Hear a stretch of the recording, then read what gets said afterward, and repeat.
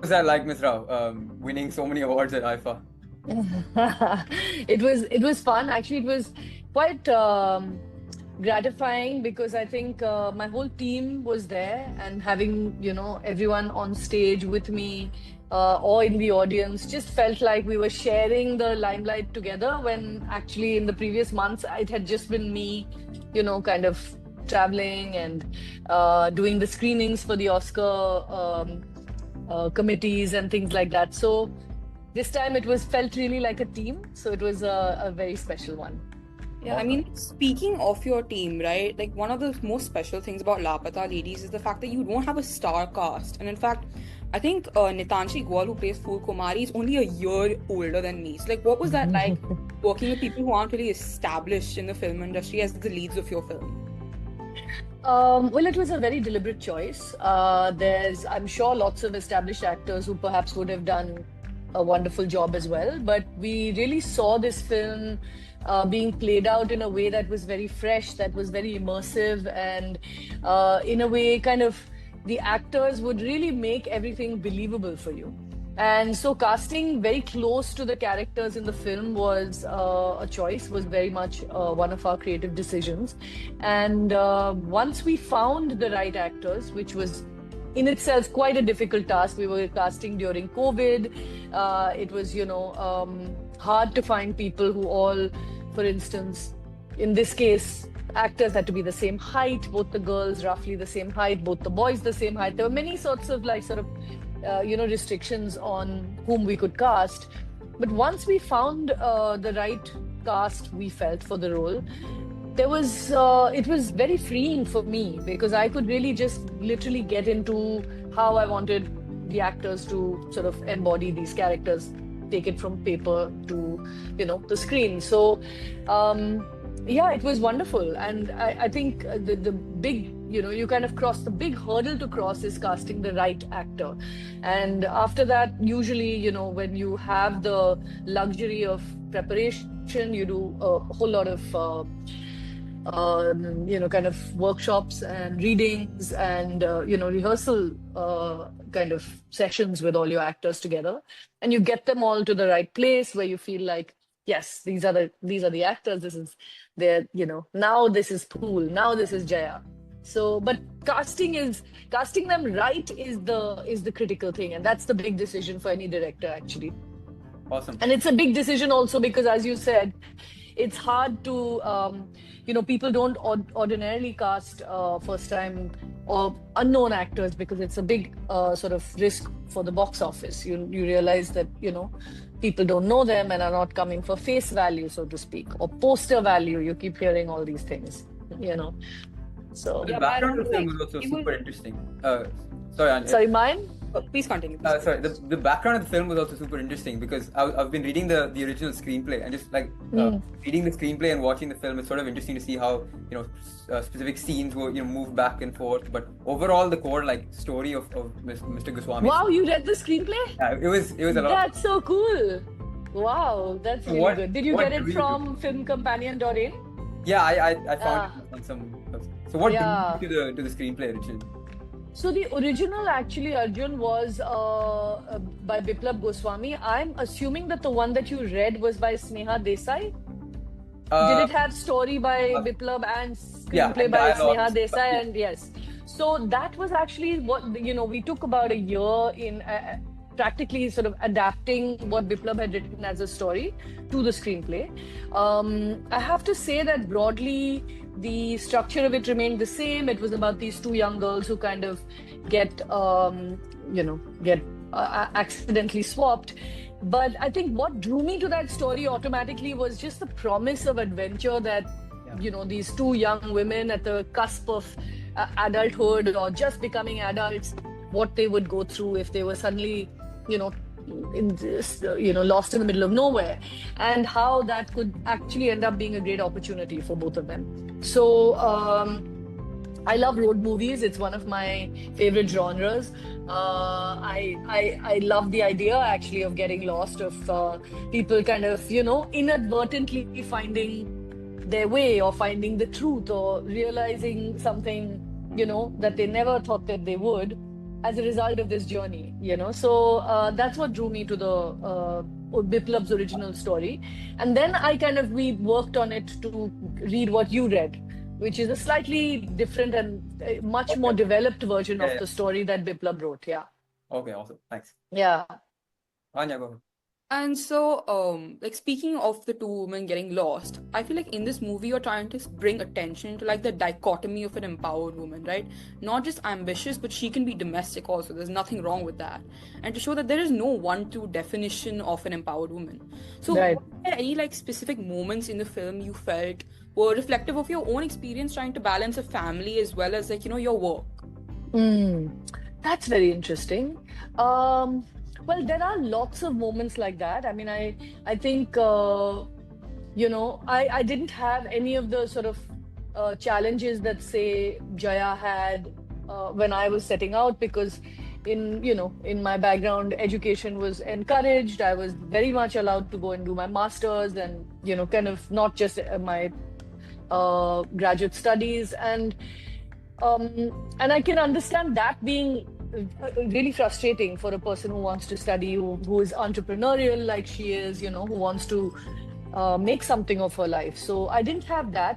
But I think speaking to what you were saying earlier about how, you know, empowerment isn't just a one size fits all formula. It's actually being able to realize what makes you live your life more fully without all the sort of restrictions that society and society's expectations of you will have you, you know, do with your life. So I think that tends to be, for me at least, I felt it a lot more once I sort of got married and I was within the sort of, I suppose, the parameters of what is expected of you when you get married, which is usually to look after the home. It just falls very naturally to women that they're going to handle, you know, what's going to be cooked today, for instance. Very rarely will the father or the husband be asked ki aaj khana mein kya banana hai sir ji. You know, it'll always be the lady who's asked ki khane mein kya banana hai, if you're not the person actually cooking it. So very rarely will it be the man who's expected to actually cook. You know, you bring home the bacon, but you don't actually cook it. So it's those things that sort of you almost without even realizing it fall into as a convention. And it's a sense, I suppose it's part conditioning as you're growing up, and you're taught to think that you're the nurturer and men automatically not. They are the hunter-gatherers, you know. And so you kind of do it without thinking about it. And it's only much later that you tend to resent it, or you tend to feel restricted by it. You tend to feel suffocated by those expectations. And I think you see that in that scene post-dinner when the women talk about, you know, ki mujhe ye bahut pasand tha khana banana, whatever, this, I love this, you know, when I was growing up, but never ended up... relationship between the grandmother and Deepak's mom is quite reminiscent. Exactly. Sort of relationship, that sort of power dynamic that exists in a lot of Indian households today. Yes, and honestly, I think what we were really trying to do, and Sneha's script does it so beautifully, is that, you know, this is a relationship we've very naturally come to see as a competitive relationship. You know, it's like this power tussle between the mother-in-law whose son she doesn't ever actually lose control of, and she refuses to give the daughter-in-law any sort of sense of control. And it doesn't necessarily need to be like that. And I think we are very much victims of this idea that it has to be sort of this chain of power that is passed. Like in the old films, it used to be almost, the embodiment used to be a bunch of keys which the mother-in-law would wear, like chabi ka guchha was like with a like literally a bell, you know, like almost like these little jingly things on it which would rattle, and it would be tucked into the mother-in-law's sari at the hip. And so when she walked, you know, there was the sound of the bells and the keys were very much symbolic of the fact that she had the control of the purse strings, she had the control of, you know, what was going on. She could unlock doors for you, but she would keep you out of most doors, you know. So that was sort of very much the idea. So the passing on of the keys when you become a mother-in-law sort of gives you a sense of power. And honestly, we don't need that. It's all leftovers of a very patriarchal division of labor from, I don't know when, the Victorian era. And we really need to stop, and women especially need to understand that, we need to support each other. We need to hold each other up, because the men would, I think, on many occasions, want to be allies. But, we've kind of taken these roles for ourselves more seriously, without even being asked sometimes to take on these roles. Yeah, I totally agree. And I see it in my own household every day. And it's like, it's taken a lot of time for us as a family to change. I mean, speaking of the patriarchy, right? Do you think that female filmmakers in India still have to work harder to prove themselves compared to their male counterparts? Like, what has your experience been like trying to establish yourself in an industry that's notoriously been known as like, an old boys club? I have to say that I feel like the Hindi film industry, if you look around, we have a lot more participation of women at every level than, say, any other film industry in this country. Perhaps even any other industry. So you take anything, you take the textile industry, or, you take a banking industry, or you take the jewelry industry. How many women actually control businesses? How many women are actually in positions of power? How many women are even working as equal parts of the labor force, right? And all of this, when you compare these with the Hindi film industry, I feel we still have, we do have a long way to go, but we are not as badly off as many industries, I think, in India. I think our participation rates usually average out to only about 15 or 20%, but you'll have a lot of women in positions that are decision-making positions in the industry. Having said that, it's for women to make their way up or forward in pretty much any industry is hard, and has always been traditionally hard, because we have traditionally not been seen as leaders. We've traditionally not been seen as people who, give orders. And that has happened to me as well. When I've been early on in my career and I was an assistant director, there were many, a male sort of colleague I had who would not be able to say it, but I could tell would resist having to take, my orders from me, a young woman, And I think that's slowly changing.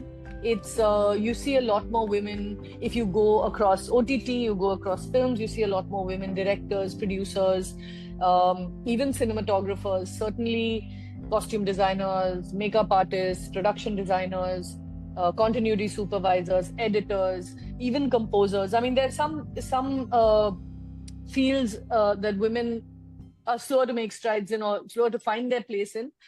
But they are a very, very strong part of our industry now. And I do not think that when it comes to making a decision on whether you can make a film or not, if I should take Arjun or Anya to make a film, I would go by how good is your story? I think most producers look for a driven, passionate director with a good story, and don't think that they'd be put off by gender. Often you say that you see people look at what your past work is, and sometimes I really think that there is that, like you said, old boys club. They would like a man to be directing, say, an action film. Yeah. They'd be like, no, a man would be better to do this. A man would be good to do like this violent, whatever, swashbuckling thriller or whatever, action movie. So I see those kind of gender stereotypes when it comes to this. Whereas the woman would be great at drama, she'd be good at comedy. That sappy romance stuff, yeah, get her on that project immediately. Yeah, exactly. So that kind of thing, I think even unspoken does exist still. I mean, a lot of stereotyping of like, oh yeah, must get a woman because she'll be sensitive and she'll handle it sensitively. But actually what that is stereotyping. Yeah, even when we're in the bed, when it's with good intentions. So, yeah. Definitely. I think that's something that we don't talk a lot about in the film industry itself. Like, we're quite focused on, I would say, things like a little bit more of like the superficial parts of the film industry. Like, we look at the sort of like nuances that exist even behind the camera. And so I want to know, as like, as a filmmaker, how do you balance telling like these raw and realistic stories about experiences that like a lot of women have in India, but then also make sure that like, the audience is going to receive them well? Because the Indian audience, like, they can, like, we know that the Bollywood audience, they have certain expectations of movies now, right? Because it's become quite cut, copy, paste. But Lapata Ladies was a film that I felt like, it sort of just blew those expectations out of the water. Just like, went like, yeah, bye, we're not going to conform to your norms of what you think a good movie is going to be like. It's not cookie cutter anymore. So then how did you, like, what was the thought process behind making the movie this sweet, this real, this raw story, but then also making like, making sure that like, yeah, people are going to want to watch this film because they're going to respond to it well? So thank you first. Yes, thank you. The idea and the intention really was to make a film that would break the clutter, A, but B, reach out and speak to as many people as possible, because we made it with the intention of maybe moving the needle in this gender conversation. So I think it started with having a great story. I feel like you can't talk to people unless you're, actually have something exciting and interesting to say. I think it was a combination of getting a screenplay that really kind of had this sparkling dialogue. We kind of, from Biplab's story, actually, Arjun, we took the original story, which did not have as many twists and turns and characters, and we added all of that as flavor, as plot points, as, lots of different, almost hurdles for each of the characters to surmount, and that makes for an interesting story. That is what commercial filmmaking is that you give people a ride and you let people sort of take people on a journey with you. And so we really intended to do that. I think we just creatively all had the same intention. We had a lovely story in Biplab's story to create around, and then tonally, I think quite apart from, so since he's read the script, you realize it's a very, very massy kind of storytelling. Even the dialogue is like super massy, and the idea was like to make, I mean, it wasn't an idea, but I suppose I come from a school of filmmaking where I'm, the most broad stroke stuff doesn't appeal to me that much.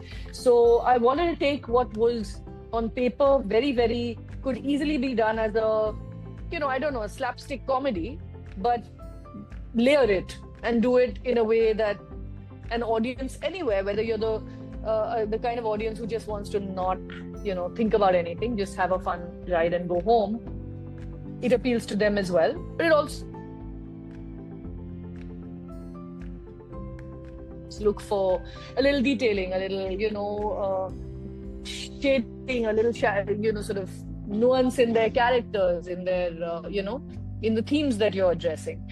So it helped that I had a script that was well written, but then I had to kind of do a lot of that detailing when I was, sort of setting the film in a particular milieu, when I was casting the actors, when I was, doing the sort of music.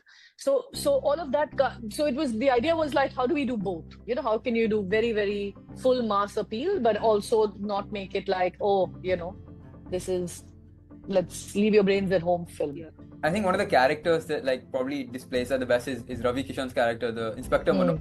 Because yes, like a regular audience member, he's having all these really funny comedic scenes. But then by the end of the story, he's sort of grown into someone who like appreciates the actual struggle that Jaya is going through. So what was it like? That's actually that is a very interesting story, that journey of Ravi Kishan's character actually. In the original story, for instance, Biplab's story, he didn't exist. There was no policeman. In Sneha's version, she wrote in this Inspector Manohar, but she wrote him like this kind of, this detective kind of policeman who who likes, he's a fan of, like, say, Feluda, Satyajit Ray's Feluda detective. It's like a great old series of stories that he made into, some of them into films. So he's a Feluda kind of fan who kind of wants to crack the story, like a Sherlock Holmes. Yeah. He wants to crack who is this girl? What is she about? And I kind of felt that he lacked a certain fun, because actually, we wanted the character to be a lot more fun. So we had brought on this writer called Divyanidhi Sharma, who actually we wanted to bring on to bring some of the local dialect, the color and the flavor of the local dialect into the story. And he's a writer himself, so he was like, when I'm writing it, I'll just write, because some of them I'll just need to rewrite the scene. And I was like, look, if you can just work a little bit on this Manohar character, there's something you can do. And it just so happened that Divyanidhi Sharma grew up in small town UP, and his father was a policeman. So he'd had, first-hand experiences with all these, kind of like local police, Thana mein kaisa hota hai. And this first scene that he wrote, where there's this, this Thumri singer, this Gaane wali in his Thana. I just read it and I was in splits. I just thought it was just brilliant. So actually, Manohar was a result of Divyanidhi Sharma's writing. He brought this kind of, sort of this kind of antagonist quality to this character, where he's on the take, he's very corrupt. You realize that he's constantly chewing, it's like he's on the take, he's constantly eating something. Yeah. And then, and it also helped that we set up for an end that you don't expect, because it almost looks you're like a character from Johnny B. Yaro, like with the sort of corrupt style. Yeah. And I felt like wanted him to be the everyman corrupt guy, not the bad guy that you want to like instantly kill off, because there are too many of these kind of people in our lives. Actually, Ravi Kishan is everyone. He's every man, right? Yeah. In India, everybody's on the take, everybody is doing what they need to do to get ahead. And we wanted to show that there's potential. If you want to do it, there's potential to do the right thing at the right time, to also do the right thing. Please, by all means, be corrupt, but fix the road as well. I mean, do your job as well, be on the take, no worries, but like do the job. That's the headline now. Be corrupt, but fix the roads as well. It's hard to kind of eradicate corruption in our country, and I think many better people than me have tried and made films that rail against the system and how unjust it is. And I'm like, you know what, the system is unjust, we still got to get shit done. So I think that really is endearing about him as well, in the fact that he's certainly not perfect. He's far from perfect, but he still finds it in himself to do the right thing. And perhaps this encounter has changed him, perhaps, because he's given her money back and said, padhai achhe se karna. So the idea is that, like, for everything else, there's something there that's redeemable. You need to reach out to people and touch that bit in them that's redeemable. I wanted him to be this kind of character who's grey and whom you actually love, even though he's weirdly antagonistic. He's lovable, and you're like, come on, you can do this, rather than villainize people like him, which they are. I mean, it's like, in a very, very black and white situation, he's a villain. He's, super corrupt. But I think there's space for greyness in films. It's a nice message, yeah. And so I think one of the things that made this film the film that it is the setting, right? And so why did you decide, and I hate to say this term, but like, why did you decide the film to be set in like this in the cowbelt region, because you yourself come from like a South Indian background, if I'm not wrong, right? And so like, why did you choose North India as the setting for the film? Well, originally the story was written for Bihar. When Biplab originally wrote the story, he set it in Bihar. And I had a choice of keeping it as Bihar or not. And honestly, I chose not to set it in Bihar and to create my own state.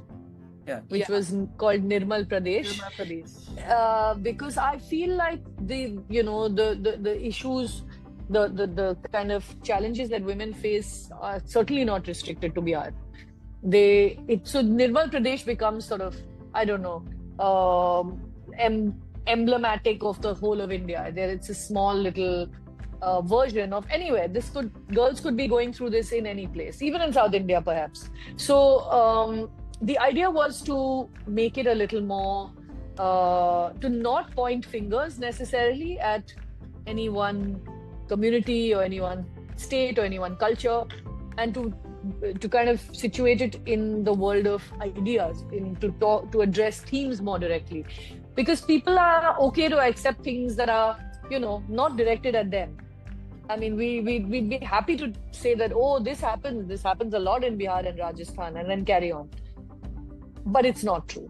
I mean, women have these issues, or we as a society face the fallout of patriarchy at many different levels, pretty much everywhere. So it was a way to make it kind of what's the word for it? It's like a symbol for all like the problems that it's kind of, it becomes generic. It becomes a more general, and it makes it easy to actually have those conversations with everyone. These are uncomfortable conversations that, situating it in a fictitious place makes it just easier.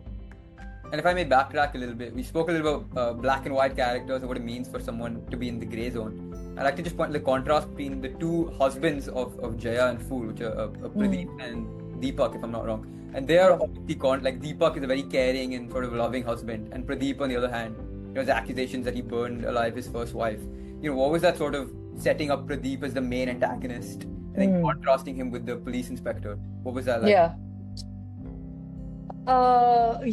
We kept, one of the things that we did discuss was the fact that Pradeep has absolutely no redeemable qualities in him at all. So he ends up being the only actual antagonist, in black and white. He's the black character and no grays. And I guess we needed to do that because there are many such people, I think, in real life, and it would be a bit, I don't know, almost naive to think that everybody is, can change. Also, we just wanted this girl to be able to, or for her to be, the alternative would have been that he also changes at the end, and he is also moved into thinking that, okay, maybe she should study, etc. And we just, in dramatic terms, that would be unfulfilling, unsatisfying for an audience. I think we do in commercial cinema expect some sort of exciting conclusion, and it makes that journey more satisfying, more gratifying. Also, that victory is gratifying at the end. So we set him up as perhaps a lot of men also are, which is men who do not care about their wives, who in fact, if anything, are abusive of their partners. So many women go through all forms of domestic violence. Dowry continues to this day. You have women living in fear in their in-laws' houses and nowhere else to go, with no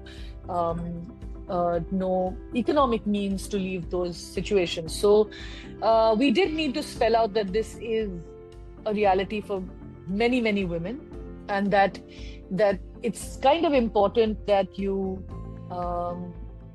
and it is in some ways it's important that you take the decision to walk out of situations like that or run away from situations like that, because there will be someone who will step up to help you. There are many, many people who will support you, and you have to ask for help, and you must do it.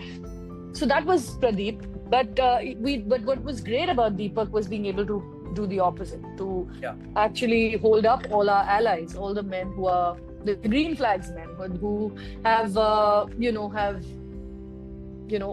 have love for their wives, who are supportive of them and their dreams, who are who want to do this journey together.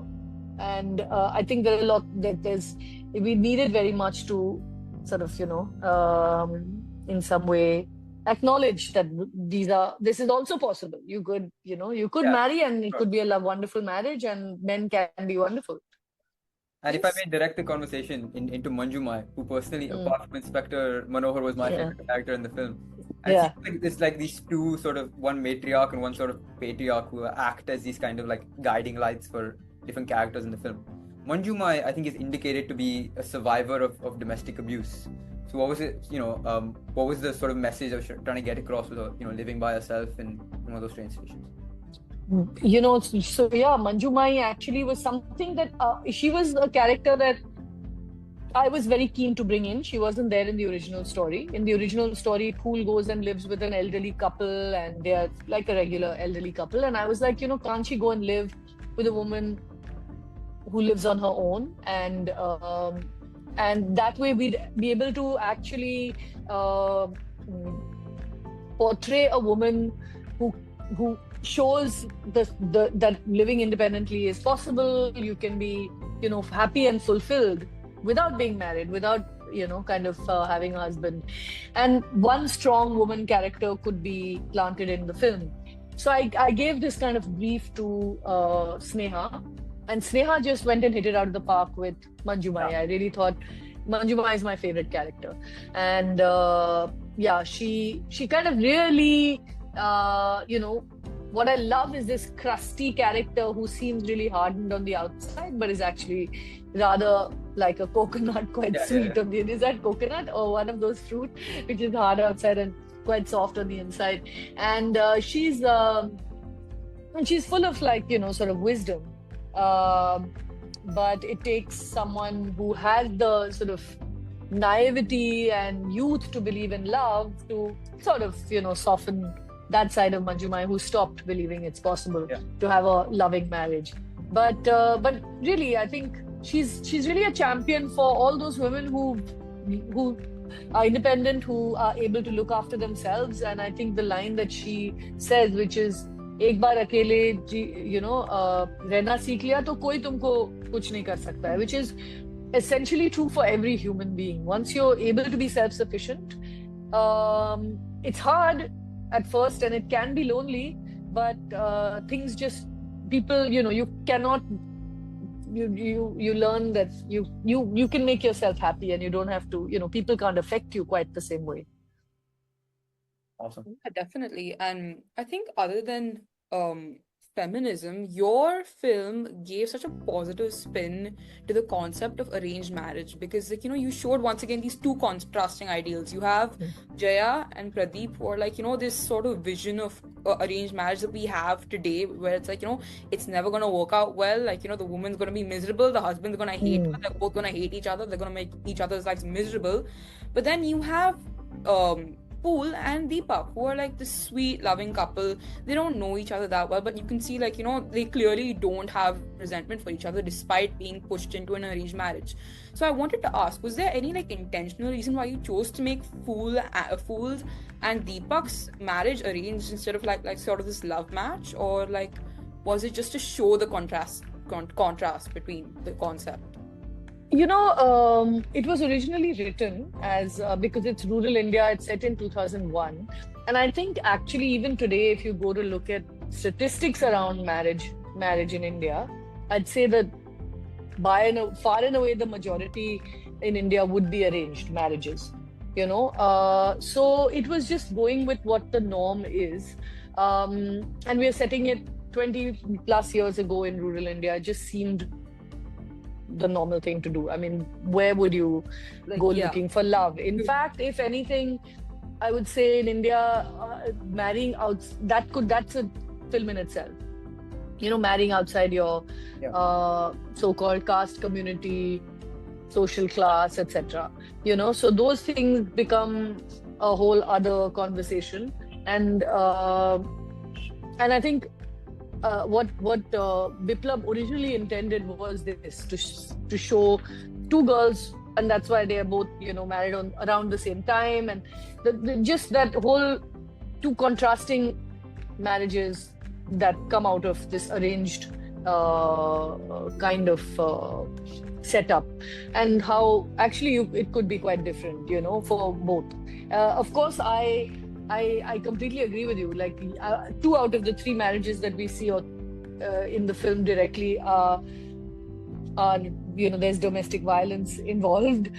So I don't think the arranged marriages, it's a huge sort of let's say endorsement of arranged marriage necessarily, but I think what's important is that what we were, I think, hoping to do was to say that, look, women have the right to make choices, whether it's to do with their education, to do with their marriage, to do with their health, to do with their emotional well-being, and that we must learn, or we must at least make the attempt to reach for that.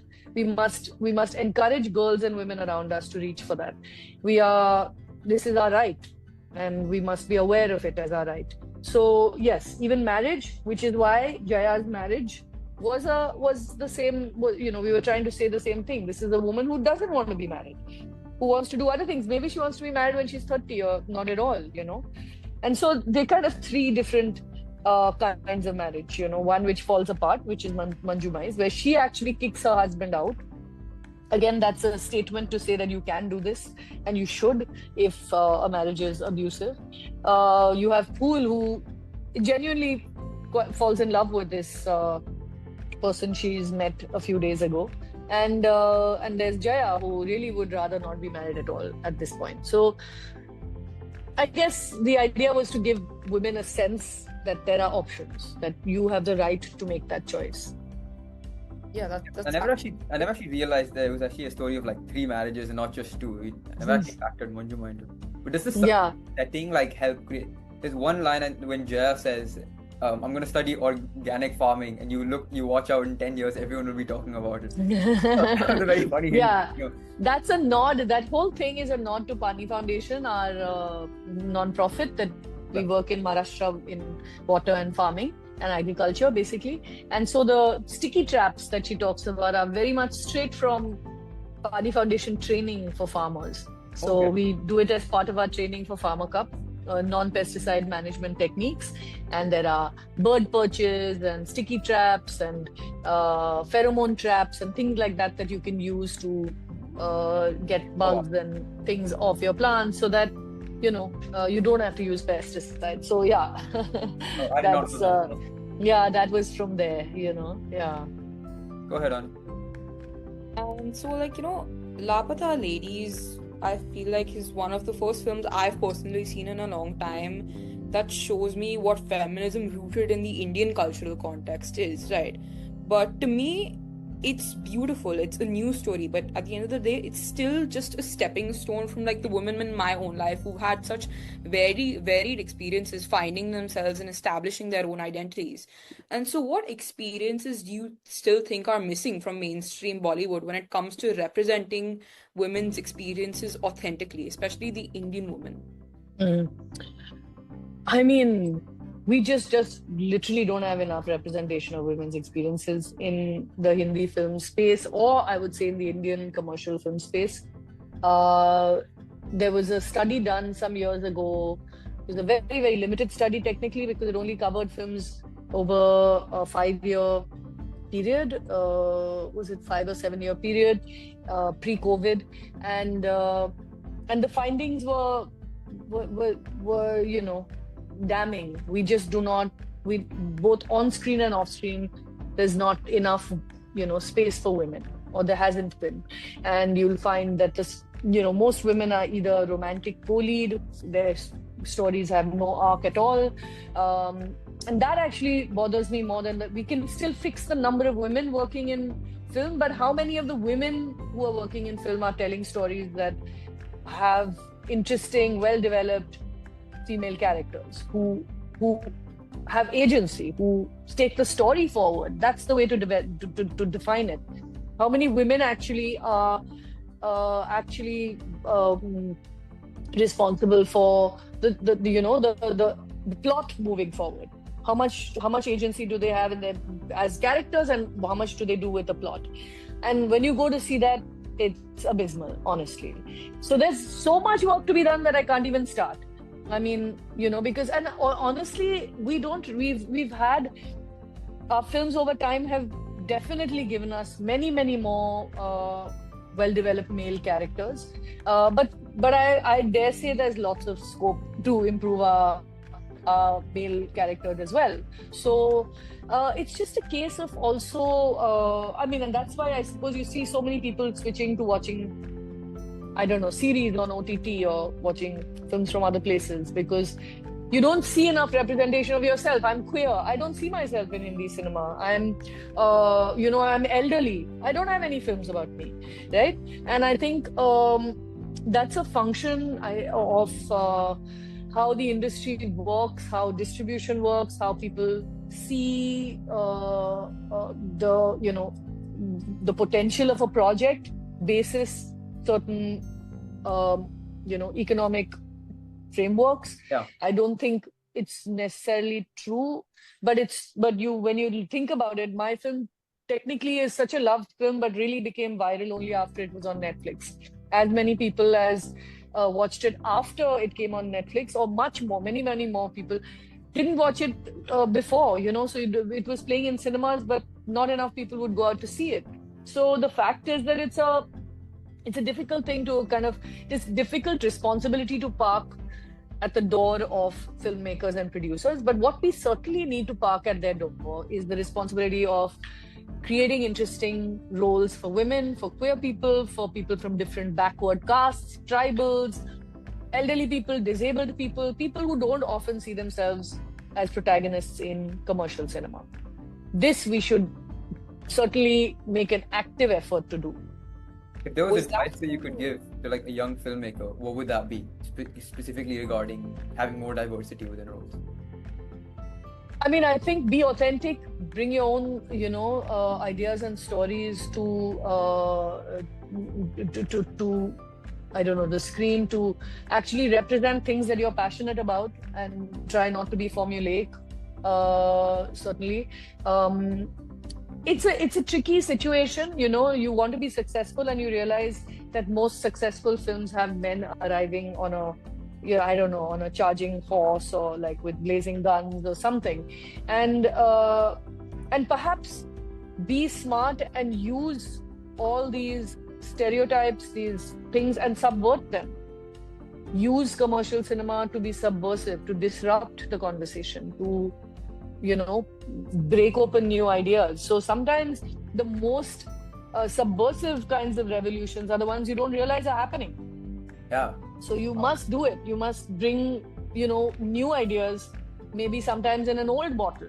Like try and package it as a thriller, and that's actually what this is. This is packaged as a comedy drama film about brides getting swapped, right? This is a Trojan horse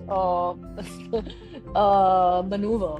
That's a good way of putting it. We came along saying, haha, okay, this is going to be really funny. They both lost their wives, haha. And then kind of take them down the road of like, okay, there's lots of other stuff to unpack. And then nobody wants to go home feeling like they just heard a lecture. So make it fun. I mean, make the journey worth it. Films are incredibly expensive. They're incredibly, long in terms of gestation. You need to be willing to give years and years of your life to them. Lots of people actually invest so much money, they give years and years, to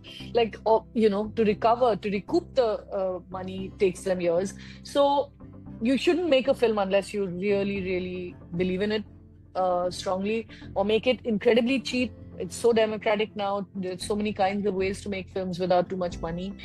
So go out and do it in a way that's cheap, and try and I don't know, you guys would know best, but the audience is just rapidly changing. And as you know, we are this attention deficit generation of all of us. I'm not even talking about your generation, my generation. I can't, I can barely watch things at normal speed anymore. Is hard to cater to. So I would say, use all your arsenal when it comes to creative ideas to make it engaging and thought-provoking and fun at the same time. Good advice, thanks. Sorry, Yeah. I interrupted you. Oh no, I just wanted to ask, like, you were mentioning, like, giving a lot of representation. So was giving a lot of representation to, like, a lot of these people that we've not seen in the limelight before. So was that the motivation for putting a character like Chotu, who is personally one of my favorites, in the train station setting, and actually showing that, like, fine, yeah, he looks different than all the other characters, but he can still interact like a normal human being. Yeah, You yeah. don't have to continuously infantilize people who are, like, differently abled, or people who are, like, are different, like, people who are different, basically. Exactly. So actually, when we had written the character, we'd written it for a kid. And I just didn't find children who could act. And my casting director actually kept insisting, you please meet him, please see his test. And I saw his test and I thought he was just perfect. So we just actually had to change the dialogue so that he doesn't appear to be a child. He looks too old. He's called Chotu, but within a couple of minutes you realize he has dwarfism and he's not a child. But the cool thing is that it doesn't matter either way. The character is just so charming. You stop having to explain or be like, oh, that's so nice.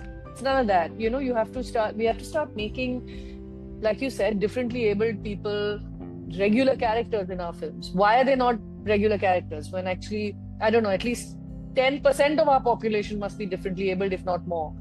Why are they not 10% of our screen characters, right? Yeah, Yeah. I definitely agree with you, and it was a very refreshing representation compared to, like, some of the older Bollywood movies I've seen. Like, I'm not gonna name any names, but, like, But yeah, but it was they're either the butt of jokes or you're trying to make people feel or sorry it's for the them. same story again and again, right? Society finally accepts the character, story ends. It's like, why can't that come in the beginning and the character actually have some, like, evolution that, like, is interesting to see? Because differently abled people aren't one-dimensional. At the end of the day, they're still human. Correct. And have There are a lot of similar there's issues. lot beyond that. There's Yeah. lots beyond that. Yes. Yes. You chose to define your characters in a way that, like, wasn't one-dimensional. And, like, yeah, fine, she's a woman, but she's so much more than that, and I think that was what made Lapata Ladies, like, so it made it so successful and so enduring to watch, because you gave your characters, whoever they were, like, a layer of depth that's, like, not been really explored before in Bollywood. And so I Thank just you. wanted to say that. We just wrote a lot of themes here, Ms. Rao. But now, if we sort of turn towards the future, what sort of themes and genres are you interested in experimenting with? You told us that you were meeting a location scout. Location scout, yeah. Spoiler. Like, our eyebrow was raised up at Kiran Rao project coming out. So I'm there's something coming up which I can't really talk about at this point. It's a short, so it's not a full feature yet. This is a fun short that I'm doing. It'll be out, like, soon. I'm sure the news about it will be out at some point. But yeah, I'm actually interested in lots of things. And my next project is actually quite exciting for me. It's something that I feel very deeply about, and it's sort of this, the way we treat our environment. Actually, it's something that it enrages me, the way we are and how we choose to live like this, and we continue to make these mistakes that are going to have grievous consequences for us. And so it's kind of I would like to call it climate horror, because it's not climate. I feel very much sort of climate change is a result of this Anthropocene era and Anthropocene activities. But it is that. It's kind of like a supernatural thriller that also looks at, the hazards and the downfall of, like, what human-induced disasters. Yeah. Yeah. That sounds interesting. Is it going to have, like, comedic effects or? No, I mean, hoping it's going to be like fable-esque. It's going to be a little bit folktale-ish. It's horror, but not quite horror. Yeah. Okay. That sounds awesome. Yeah. We now move back to the past. If there was any, and I apologize in advance for my poor Bollywood knowledge, but if there was any filmmaker in Bollywood or in Hollywood, living or dead, who you could get to watch Lapata Ladies and sort of get their feedback on the film, who would that be? That's a good question. I mean, I'm a big fan of Ray. I would be, like, over the moon if Satyajit Ray would see my film. I mean, if he's a huge influence. Other than that, I love Jaane Bhi Do Yaaro. One of you mentioned it earlier, and that's literally one of my favorite films of all time. Probably my favorite film of all time. So if Kundan Shah could see it, I'd be delighted. Yeah. It's a lot. We can see a lot of You those. would definitely appreciate like the slapstick comedy like aspect of Lapata Ladies, because like the mind behind Jaane Bhi Do Yaaro, if he doesn't appreciate that kind of comedy, then like I'd be disappointed. I'd be very sad. But yeah, it would be so good for him to see this. I would be so happy. He probably like Inspector Manohar the best, right? Yeah. Probably. Yeah. Well, so thank you so much for your time, Ms. Rao. If there's any sort of like parting words that, again, this is sort of targeted for the SEND audience. If there's any advice you'd have for, teenagers or high school students who are sort of interested in films, interested in learning more about Bollywood films, and especially newer films like Lapata Ladies, what sort of, any sort of advice or things you'd recommend that we sort of get into? Movies we should watch, things we should read? Well, there's such a lot for you guys to watch and read in now, thanks to all the resources you have on the internet. So I would hugely recommend just getting on, I don't know, say Letterboxd, getting on different kinds of platforms where people are discussing films, listening to different perspectives on film. Of course, watching as much as you can. I'm a big proponent of, kind of watching a variety of kinds of forms before you absolutely decide what kind of things you make, because I have a very, very diverse set of things that I watch, and I think it really helps to sort of keep your creative imagination fired. And I would say it would be great to keep tapping into what moves you, and keep I don't know, maybe not, I've never journaled, but it would be wonderful to write your ideas down. Sometimes you don't realize what you write initially and feel, oh, this is never going to be good enough. It slowly snowballs into something that you realize started with a kernel of truth. That kernel of truth you lose when you overthink it. So listen to your instincts more than anything else, because sometimes you try to be clever, you try 100 other things, but when you're being sort of very honest and you listen to yourself, what really appeals to you, or what you really want to say, often becomes your best work, or becomes something that it becomes something that you really want to make, or you're proud of making. So so keep writing those ideas down, and keep sort of building on all these tools that make that refine your own voice, that make you the individual that you are. Awesome. Thank you so much, Ms. Rao. Thank you so much. My pleasure, my absolute pleasure. Thank you for having me on Thank you your for chat.